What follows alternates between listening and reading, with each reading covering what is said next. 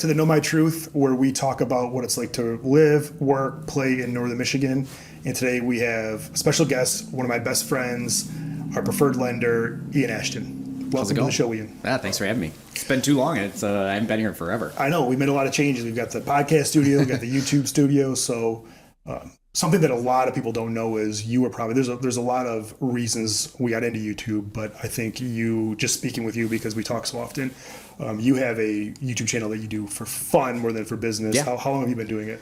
So off and on, I've been doing YouTube for, I would say, about 10 years. I really started... Pioneer. Yeah, I don't know about that. I really started taking it not taking it seriously. I started writing or doing a lot more content when my daughter was born. My first video was, I wore a shirt that said, I can't say what my shirt said. But, look at the video. Yeah, I wore a funny shirt when I went to get a vasectomy. And then that kind of kicked off my my consistent YouTube career.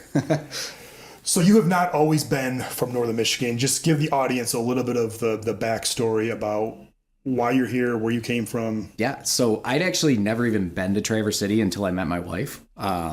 My wife grew up in Traverse City and moved, like everybody else, I grew up in Traverse City downstate. So I met her when I was living in Royal Oak, and we started dating, all of that.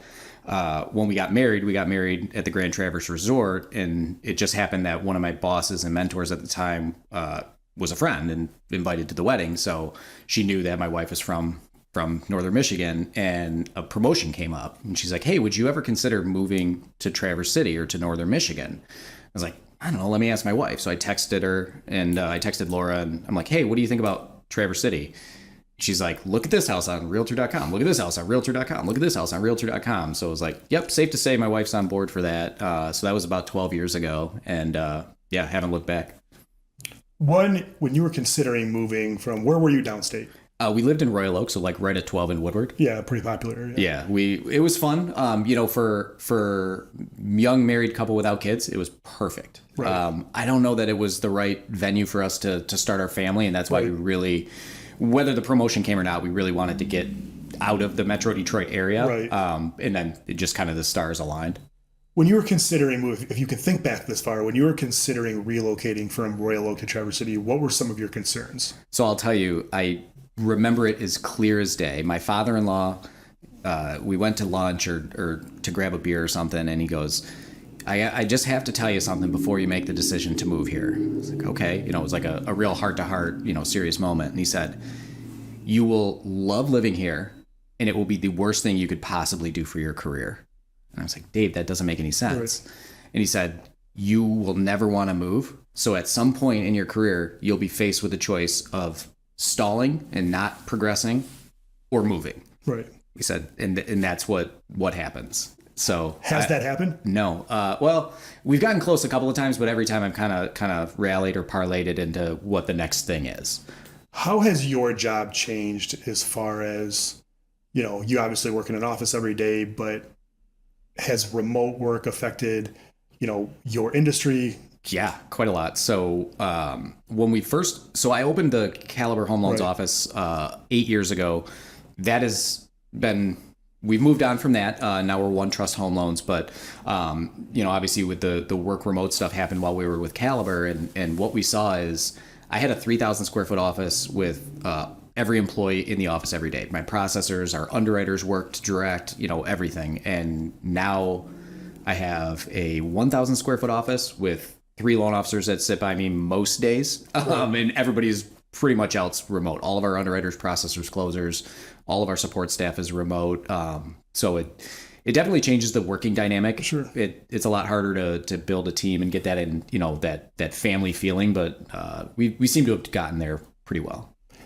Sometimes we create these stories or this rhetoric in our head about, things that you worried about that never came true. What was something you worried about when you moved to Northern Michigan that you look back and you think, why was I even considering this? I didn't really have any worries. I'm not the person, I overthink everything, right? Sure. But I'm not the guy that's going to be like, this thing that might happen is going to totally torpedo my whole existence. So, for me, it's always just been about adapting. So I guess the short story on that is I moved here working for a very large bank. Sure. They relocated and paid us a lot of money to move to Northern Michigan, which was awesome. Almost instantly, I realized you can't work for a big bank in a small town. Why is that? It's just the relationship side of lending. You lose that when you work for a big company, right? Or especially for a big bank. There's a finite amount of resources in any industry, and the bank mindset is if they've got 16 different product lines, whether it's mortgage or credit card or auto loans or checking or savings, some months or some quarters they're all in on mortgage, and sometimes they're not. And if you don't get that, right? If you don't get that resource allocation, it's really hard to build a sustainable and that's interesting, long-term business. One of the reasons I wanted to have you on, not just because you're a good friend, is because a couple of things. One, you'll be honest. And you'll probably, a lot of people we ask, because I want this podcast to be about what it's actually like to live here. That way, we attract a lot of people to the YouTube channel, and through the YouTube channel, we're trying to say, hey, there's the good, the bad, and the ugly. I think if you're only talking from, I always call it the Chamber of Commerce point of view, that it just seems like it's sugar coated. But there's obviously some downsides in Northern Michigan. Everybody that's come on the show has had some valid concerns or some valid things that they don't like. But you do a very good job of. I think you do. Out of everybody I know, I think you do the best job of the work play balance, because you work really hard, you do a great job for clients, but you're also on your boat a lot. What's the secret if somebody was coming to Northern Michigan because they wanted to, we always still call it the resort lifestyle year round, and being able to work and live where everybody visits, what is the key to making sure you still perform at a high level at your job, because you have obviously a real job, but also enjoying as much of the reason you moved here to begin with?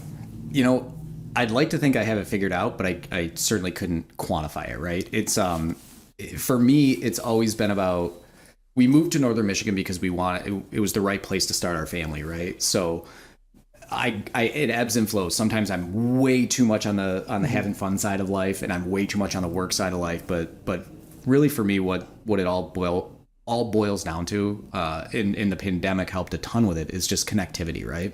So especially in our industry, we can do what we do from anywhere, right? As long as you have internet and a laptop, you're good to go. So I tell every customer I work with, if somebody calls me and I'm talking to them on a Tuesday and I'm in the office, I'll say, yeah, you've got me now. I don't have hours. I'm not a banker. I don't have the 9 to 5. Call, text anytime. I only work with people I like, and we're buddies now. So that means you're going to call, you're going to text. I might be on my boat. I might be at a car show or, doing something with my kids, but I'm always going to be responsive to you. Right. And people are like, wow, really? So I would say, the key to success for me is just having that connectivity, and I almost like to think of it as like, I treat my job like a job, and I treat my personal life like a job, right? That's actually good. Yeah, you have to schedule. We're going to have to clip that one. Right. You have to have priorities, and it can't just all be fun or working. But what is one thing, and be as honest as possible, and I know you will, that you don't like about living in Northern Michigan? Like, what's your biggest complaint? I don't have a whole lot of them. For me, it's can be a little bit isolating, especially in the winters, right? Like, you go from summer where you look out the window and it's beautiful and there's people everywhere. And I'm a big car guy. So we were just talking about it a minute ago. There's cool cars everywhere. Right. And then it's like the kids go back to school, which is kind of a little bit of a lull in the action. And then winter hits, and for the last couple of years, it hasn't been as bad, but it's like you get pummeled with snow, and then you're just like, all right, the next 4 months are going to be, it's dark at 7 o'clock or 8 o'clock in the morning, and it's dark at 6 o'clock in the afternoon. So, for me, that's always the toughest part, is adapting to that. But really, like, the people, like the Northern Michigan lifestyle, I love it. I would say just that winter transition is always a tough one. Yeah, I don't disagree there. How have you seen, you live in Traverse City now, which has probably changed as much as anywhere since you've been there. How has Traverse City changed versus when you first moved here? Quite a lot. So I think it's interesting when we have family come up and visit, and they'll be like, "Oh, I haven't been in Traverse City for 5 years. It's crazy. There's Two-Meyer now," or there's so there's been a lot of like infrastructure and national businesses that have come to kind of take away a little bit of that small town feel. It's just overall growth, right? So areas where there would be just empty fields, you're starting to see housing developments come up and that kind of thing. Everywhere. So it's really, I would say, the growth side of things in the last 5 years especially has just been crazy. So I always tell people, we were just talking about this before the show, that I remember, 10 years ago, you'd see one Rolls Royce or Bentley, a summer. Then it was like one a week. Now it's like 5 a day. Yeah, and which just, it's one of those things that you just look out the window and you can see, like, those are indicators that this area is changing. It's obviously becoming more wealthy. Is there anything like that in Traverse City? Because we've always talked, Traverse City is a much bigger market than Petoskey, but I think this area is probably a little bit more high end. Are you starting to see that change a little bit, or what is? Yeah. How are the people, or how is the demographic of the people relocating to Traverse City changing? So when we moved here, so 10 years ago or 12 years ago, we were the minority of, at the time I was 30 years old, right. And 30-year-olds didn't move to Northern Michigan because there was no job, that you could do to support your family. So now we're seeing a lot more people in that, 25, 30, 40 years old making the move. And with that, I think comes a lot of, I always use the analogy, the cars that I thought were really cool and obtainable when I was 18 or 20. Those cars are insanely expensive now, right? So it's almost like all of the stuff that I think is really cool, a lot of the people that are moving to Traverse City also think is really cool because it's a lot more of our age and demographic. It's crazy how many supercars you see driving around, that kind of stuff. So it's really like, I think there's 5 or 6 people with R8s, in which that's one of my favorite cars. And 10 years ago, there was one. Right. It's, it definitely has been a shift. So you obviously, and I don't want you to speak about anybody's personal financial picture, but if I were to ask you just from a general standpoint, you obviously are, behind the scenes of the type of person that is moving to Northern Michigan because you give them their loans. Who's the person that is moving here now? Like, give me like the avatar of like your average customer. So it's all over the map. For you and I, right? The customers that we work with, which, more so in like the Emmett County or northern part of Northern Michigan. Sure, Northwest. Definitely more on the affluent side. I manage offices that go from Manistee all the way to Petoskey. So we see a little bit of it all, right? In the southern side, Manistee, Lake City, Manton, it's a lot more younger families and more starting out, that kind of stuff. And in Traverse City, it's a huge mix. Some retirees, a lot of second home buyers. Same thing we see here too. A lot of second home buyers and that kind of thing. So it's especially over the last couple of years, the second home market has absolutely exploded, which is interesting because from a regulatory standpoint, it's on all sides that's been under attack, right? Right. So I would say no central demographic or customer, but I hate to say it like this. There's definitely a clear, haves and have-nots. Yeah. It's there is no, not to say there's no middle class, but it's pretty rare. It does. It feels like, if you're in that, and this is an interesting conversation, if you're in that middle class, meaning you make, I don't know if the income is $100,000 a year, which, $100,000 a year feels like it used to be a lot more than it is now. You're probably not going to stay in Northern Michigan because the lifestyle you get for that income here, correct me if I'm wrong, but I feel like the lifestyle you get if you make $100,000 in Northern Michigan, you can go someplace else if you're not tied here and probably live a little higher quality of life. So like the quality of life thing is all perception, right? Like whatever you perceive as the highest quality of life. So I think that you could certainly get a lot further with $100,000 in other areas. So this is a great example. We had an executive from our company came to Traverse City and we're, touring some developments, new construction developments and that kind of stuff. And afterwards, he's like, man, beautiful houses. I can't believe how much they can sell these houses for. Right. It's like in Dallas, where he's from, he's like, this $600,000 house is $400,000. It's the same house. Yeah. But it's just, so I think is it the scale? Is it because they're building 500 at a time? I think it's twofold. I think you've got the scale, which obviously is going to help with the cost. But I think that for Northern Michigan, in 2008, all it seems like skilled trades got kind of wiped out. And it just never really came back, right. So there's a few developers and that kind of thing really getting into the market, and starting that, but it's not, to your point, it's not the scale that they see in other major markets, and we don't need it, right? Like there's certainly a housing availability shortage, and arguably there could be, an affordability shortage. Sure. I have totally different opinions on that. Yeah. But I think, really, I think it's a skilled trade shortage because there's just not enough people to build the affordable houses. There's way more money in building the multi-million-dollar houses. No, and I think that's what gets built. I'm in Traverse City often enough to see, there are a lot of new developments there. Yeah. You know, spanned out to Grawn, or there's some other areas Yeah. that are close to Traverse City that you're seeing development. We have in Petoskey there's a ton of builders here, but they're all building Custom $5-10 million yeah. custom homes. We don't have a new there's not 911 Target driving past as we. There you go. Hopefully, I wish we could turn the camera. Let's pivot a little bit. A lot of people that are moving to northern Michigan are doing so to raise their family the same way you did. Mm-hmm. What is it like? What are the pros and cons, or what are the good and bad? Let's talk about the good first. What do you love about being a parent in northern Michigan? There's so many. So we're faced with just constantly ourselves and our kids being on screens, right? There's so many opportunities to not be on screens when we live up north, right? So whether it's going to, any of the lakes or beaches, going on the boat, we find that it's just the opportunity to do stuff just seems a lot more outdoorsy. Right. So, and I guess never being a parent in Metro Detroit, I don't know what that's like, but it's like we go every day. My kids are hiking in the woods behind our house and that kind of stuff. So it's just, I think it's a lot different mindset where the default in the beginning of summer, the default is not screens, right? As summer wanes and mom and dad's patience gets thin, the screens come a little bit more into play. But I think it's just the availability of activities to do year round.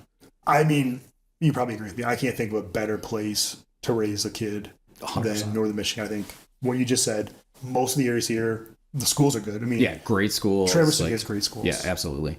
What are the downsides? Is there anything you feel like you're lacking? I remember, so I grew up in northern Michigan, and I think this has changed a little bit, but the way we met, and I'll talk about that story in a second, is so I grew up in northern Michigan in Indian River, which back then was as small as markets. I mean, in fact, the reason I became a real estate agent was because that was like my family owned a construction company. I didn't want to work that hard manually. And the most successful business person I ever saw was a real estate agent. So at a young age, that was what influenced me. And I remember, you and I met again, we'll talk about this for a second, at Oakland University, which is in Rochester Hills, Metro Detroit. And going from being 17, 18 years old to Rochester, Michigan was like going to a different planet. Yeah. And I do a better job of making sure my son travels, and I'm sure you do the same. But, one of the things I was afraid of is them, like their world being so small, because northern Michigan is great, but it's a small place. Yeah. It is. This is, sure. I don't want to say you're sheltered, but there's a little bit of a lack of culture, especially in the rural towns where, if you're not getting out and seeing the world, like there's more of the world than what you see in northern Michigan. So do you have any fears of that? How do you, what is your biggest challenge with raising a kid in northern Michigan? I think it's the isolation. Isolation's too strong of a word, but just the separation from the rest of the world is pretty stark. And the easiest comparison I have in that is how weird it is to go school shopping for clothes, right? Like, I would guess here you go to Traverse City, right, where there's a shopping mall, if you want to call it that anymore. But my wife would always talk about, like, oh, when we were kids, we would go to Grand Rapids to go school shopping, like, because it's like there's not really like the brands, that kind of stuff. So it seems like the up north kids just don't care. Like, they're what's Abercrombie, that kind of a thing. So I think that's a lot different.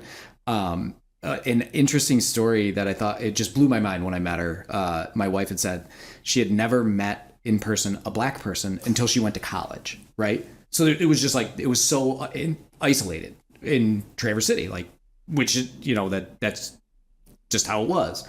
And I don't think that that's the case anymore, right? So I think it's gotten a lot more diverse. So I don't necessarily have that fear for my kids. Right. But it is just like, it's interesting how that evolves and I mean, my wife's 40 years old, so it wasn't that long ago that she went to college. 100%. Was your wife was always from up here? Yeah, I think they moved from Troy, Michigan to Traverse City when she was like 4 or 5. Yeah, we should have her on, because that's probably you love cars, we love cars, you probably love cars. You're more active in the car world than I am. I love looking at cars, and I think cars are great, but tell me about the northern Michigan car scene, because there are a lot of nice cars here. So it's interesting. I on my YouTube channel, it's about 50% cars, 50% family, like doing stuff with my kids and my wife.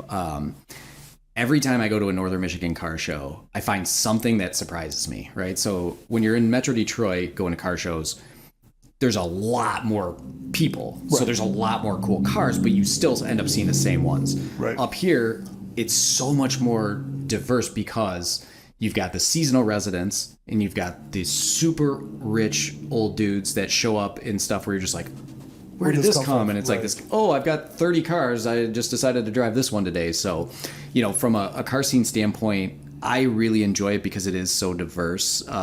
You see supercars, you see really cool muscle cars, just something for everybody is the best way to describe it. A lot smaller sample size, but a lot of cool stuff. So if you're moving, hypothetically, you're moving to Northern Michigan, you're bringing your Porsche with you, what is the best drive that somebody has to do? What's the best, you're going to take the car out for the afternoon? Yeah, that's a tough one. I didn't prepare you for this. I'm curious what you're going to say. So, a lot of people do through Goodhart, the Tunnel of Trees. That's a really fun one. There's a lot of really good roads in Leelanau County. Yeah. So I'm in a small group that does organized drives occasionally, where somebody will basically curate a route, and 20 or 30 cars will go on it. So a lot of good roads in Leelanau County.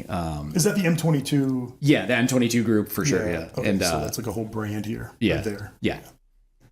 I know you're not a big foodie, but I always ask, what is your favorite restaurant in Northern Michigan? So this one, I would probably get crucified if I was doing this in Traverse City and said it. Everybody talks about Traverse City, where I live, being a foodie town. Yeah. I don't see it. Really? Right? Yeah, I don't see Traverse City as a funny. foodie town. It's a Gordon food service town. Right? We really like poppycocks in Traverse City. I don't know the name of it, but we went somewhere in Petoskey up the street a couple of times. Remember we went to second floor. It's got kind of like a balcony. Pal Bistro. Yeah, that place was fantastic. Laura and I went there a few times on dates and that kind of thing. But we're doing, this is going to publish after, but we are doing a live reaction to the Fed rate change today. Yeah. What do you think is going to happen? So I'm asking you this because it's going to come out after it happens. So this is your chance to put it in stone of what your prediction is. I don't know. I have no idea. I have a gentleman's bet. It's actually not a gentleman's bet. I've got a bar tab bet with the owner of our company. I'm calling for 25 basis points. I think it's going to be a 25 basis points cut. He thinks it's going to be 50. So if it's 50, I got to pick up the round of drinks. If it's 25, he does. So I was watching CNBC this morning. I wanted to tell you this before we started, but why not? No time better than the president.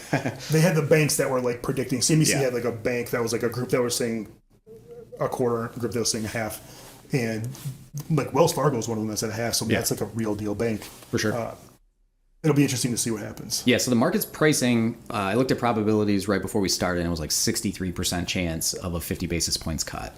I have no, technical analysis. You could go either way on that side of it. My gut says 25 for this two sole reasons. Number one, I believe it's going to be another 911, just drove past, by the way. And a Chrysler 300 with blacked out windows. Yeah, that was pretty dope.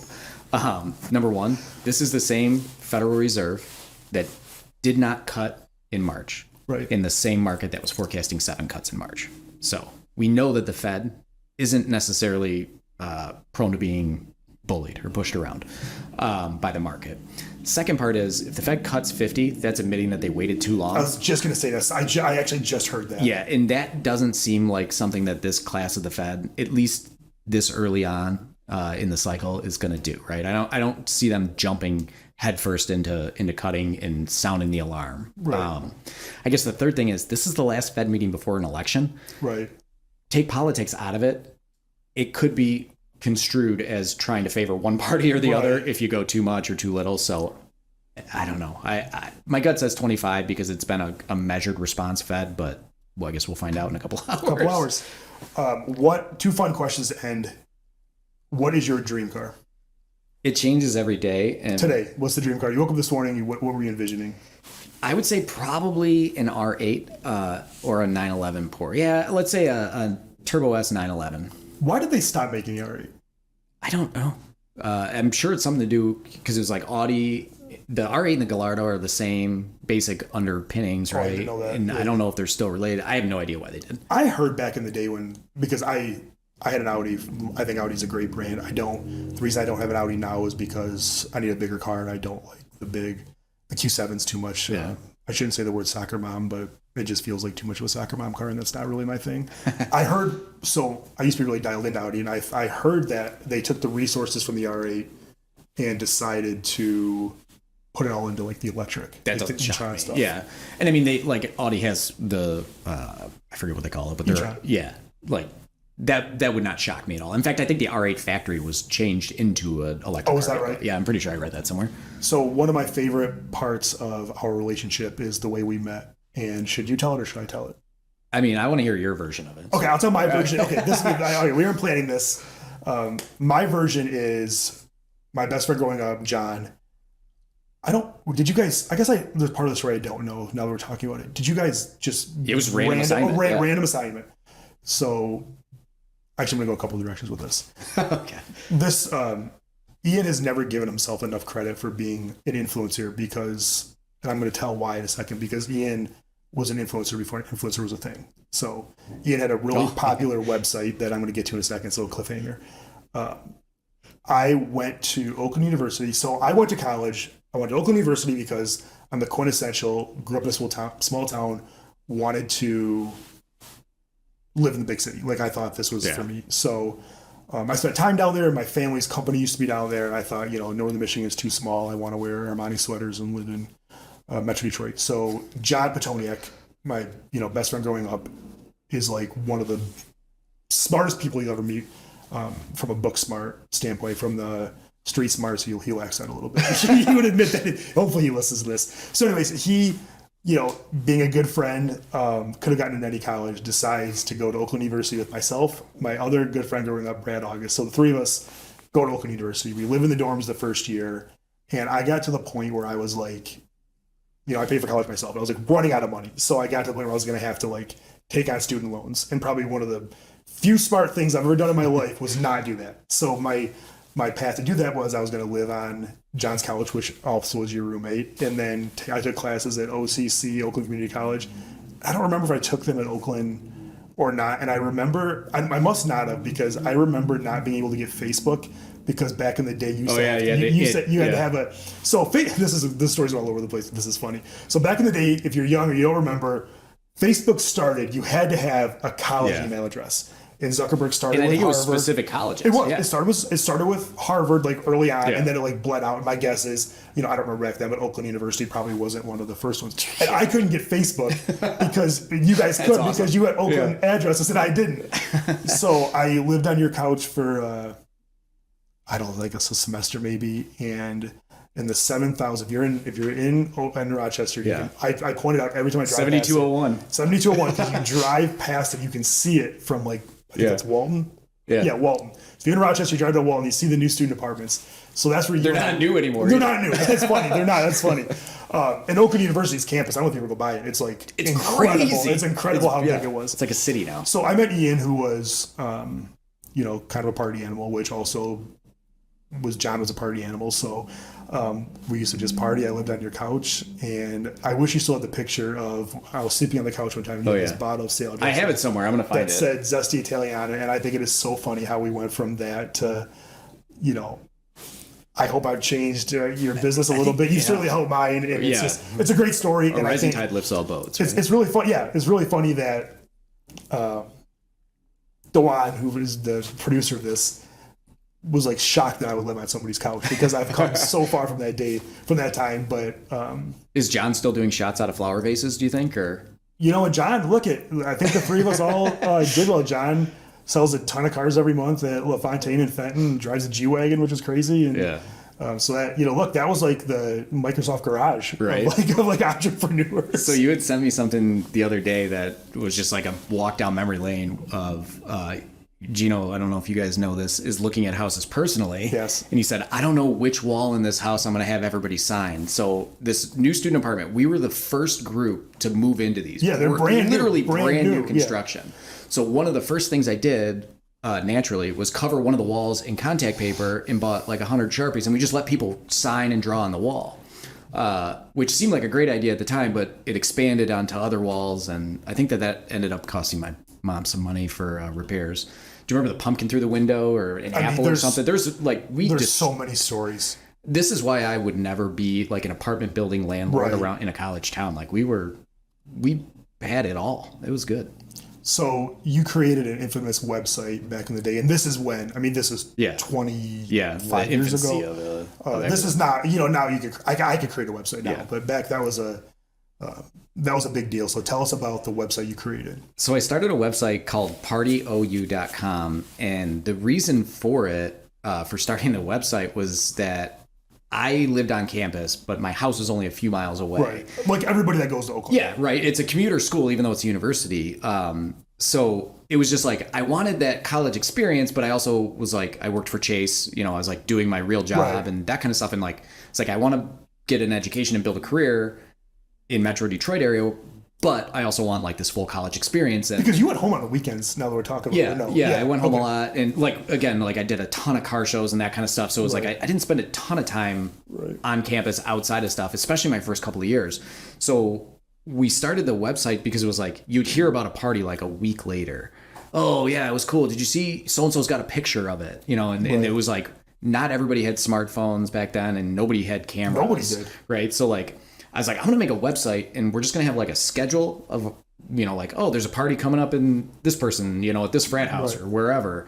And we'll post pictures of them. So that's what we did. And it at one point I got called to the dean's office. Like they put a hold on my meal card. So I couldn't get attention. Yeah, right. And they're like, yeah, this is a dean's hold. You have to go to the dean's office. I was like, oh God, what did I do? Right. And so I was like super nervous. And I sit down and like that office is like there's a presence to it. So I'm like sweating, I'm sure. And he's like, hey, I just want to let you know, the website that you created is, it's cool. It's your expression and freedom of speech. Some people have complained about it. We're not in the business of censoring. So if anybody ever reaches out to you, if anything, just feels off, we want you to know we have your back. And I was like, good for him. Yeah, it blew my mind. But it was like, and that had to be, not that, certainly not a pioneer or anything like that, but like that had to be one of the first conversations, probably of many that guy and lots of other deans and educators have had to go through, where it's like censorship. It's your reputation. You're putting this on your name is on this, but it's your right to say or do whatever you like. And I just thought like that really stuck with me because I was like, man, that's pretty cool. Like here I am thinking I'm going to get in trouble, and it's this guy saying, no, you're doing it. So until this conversation, I never realized how many parallels between you and Mark Zuckerberg. Yeah. Because if you watch The Social Network, he got called in front of the dean because they crashed the internet. I'll have to. Yeah, we didn't quite do that. Yeah. So do you remember when Oakland first got its Wi-Fi? How bad that was? Yeah. Like now it's like my phone connects to Wi-Fi as I'm walking down the street and stuff. Like Oakland University. So being so sheltered in northern Michigan, John and I go to orientation, and there's like 20,000 people there. We're like, this is going to be awesome. This is going to be a great college experience. And then we show up the first day, and there's like, it's probably changed now because there's so much more housing, but there were 2,000 people that lived on campus, which is like as small as it gets. And they're all the Ians that would just live nearby, or the girls just didn't want to leave their closet or whatever. Right. Dude, like 6 p.m. on campus on a Thursday night, just dead. Yeah. Nothing. It's like you go to Michigan State or something, there's like people hanging out, stuff going on. And something one thing, they have like a Club One or something now, but one thing people don't realize about Oakland is they don't have a football team. Yeah. And I think if I were going to do college again, I think having that, because I would visit people that, Michigan or State or wherever that had a football team, and I think that's part of the experience was going to football games. That boys band men's basketball team was pretty good. I can't remember what year it was. So whatever year was there, we had two people. We had Mike Helms, who I think that's his name, who led the nation in scoring for a little bit. And then Raul Marshall, who we used to just like see around campus, actually got drafted. I don't think he stuck around very long. And then last year, when they went to the Sweet 16, in the final. So last year, but my bracket was saved when I bet that Oakland would beat, I think it was Kentucky last year. So yeah, I think so. They got smoked in the next round. So. I mean, that's kind of what it happened. That's always what happened. Yeah. So, all right, I really appreciate your time today, Ian. Yeah, thank you. You've helped a ton of our clients. You've helped me. I mean, I call you my pleasure every day to ask something. You're the most, at least that I know, you actually know the mortgage business. I think you can call a lot of loan people and say, like, what are the rates today, or what's this program?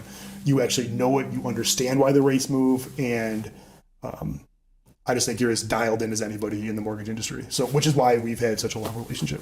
Do I have time for one quick story? Tell a quick story. All right. So when I first moved to Northern Michigan, I worked for Chase, and I called on Gino. I'm like, I've got this college roommate. It's going to be great. I got a built-in source of business. And you're like, I like you. I don't trust your company. We can't work together. I was like, all right. Left, went to another big bank. Same story. Started the Caliber thing. And you're like, all right, we'll give it a shot. And that was the start of it. So, a testament to you in standing by your convictions, because you were like, I can't give an endorsement on a product I don't believe in. Right. So that, like, I tell that to customers, I tell that to everybody, because it's such a strong statement where you're like, relationships aside, I have to make sure I'm putting my client in the best possible spot. And I think that takes a lot of, I don't know what it takes a lot of. I'll add to that real quick. As an insider tip, if you're listening to this because you're thinking about buying a home in northern Michigan, it is so small here that, and you and I have worked, Yeah. I'm super, so we used to have a big team here. It's just down to Candace and I. So our team now is, Candace is obviously my assistant, myself, Dewan on the video, Dolly on the photos, you doing the mortgages, that people know, like, if it's competitive and you have 5 offers, the bank that they're using matters. And what I like about us is I can tell just about anybody that's anybody, any realtor that's been around for any length of time here, that if they're pre-approved with Ian, I'm sending them. Like, that's a good buyer. So you've almost, you help people get deals done, and, you've built a brand for yourself that, I can't tell you, if somebody writes an offer on your listings, and not there's anything wrong with downstate agents or downstate lenders, because they often, you don't have a lot of quirks. You don't know what you're getting. Yeah. I mean, you have a repeatable product that I know if I send somebody to get pre-approved, you send them back and say they're pre-approved. They're pre-approved. We're not going to get down to the day before closing and something goofy happens. Yeah. So no, I whether it's a real estate agent, whether it's a lender, who you work with now matters.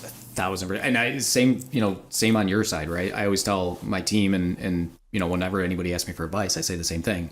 The realtor is such an important piece of it because they're the one that's driving the whole transaction, right? So they set the tone from a meeting standpoint. Right. Yeah. Or, it just, the whole thing is driven by the realtor. And the thing that I love to say is, if you're a serious buyer and you work with a serious realtor, you will buy a house. Right. 100%. Right? And that's like, you say it, about me, like if I send you a pre-approved buyer, they're pre-approved.